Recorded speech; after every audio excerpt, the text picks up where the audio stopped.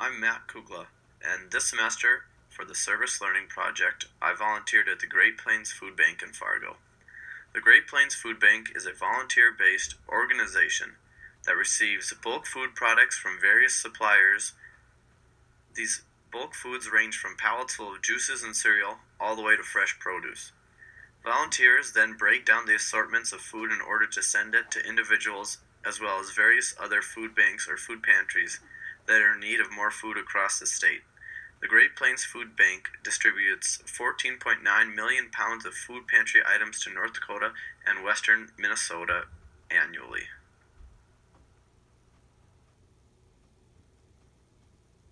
While volunteering at the Great Plains Food Bank, volunteers such as myself were tasked with repackaging the bulk foods into smaller containers so that way they could be more easily distributed and handled.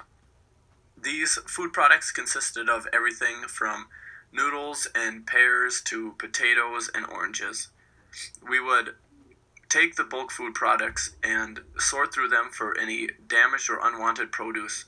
We would then take the good produce and weigh it into small bags consisting of about 5 pounds or anywhere down to 2 or 3 pounds depending on the produce. And we would package them and weigh them and label them with what was inside and then put them in boxes or other totes so that way they could be distributed to other vendors. Issues that I had at the Great Plains Food Bank were few and far between, but the ones that I could come up with were scheduling difficulties. They have random times throughout the week when they do need volunteers, so finding a consistent time to go can be difficult. Also, time slots do fill up fast, so you have to be on the ball and at least a week or two in advance be signing up for slots. The only other complaint I had or issue I observed was cramped working areas. When there were large groups, it was very hard to effectively move around to get to the bulk food products and use your table effectively without bumping into others. They were able to overcome the cramped working area by scheduling larger groups to volunteer at different hours than individuals, which freed up a lot of the space. Culture at the food bank was very upbeat and positive.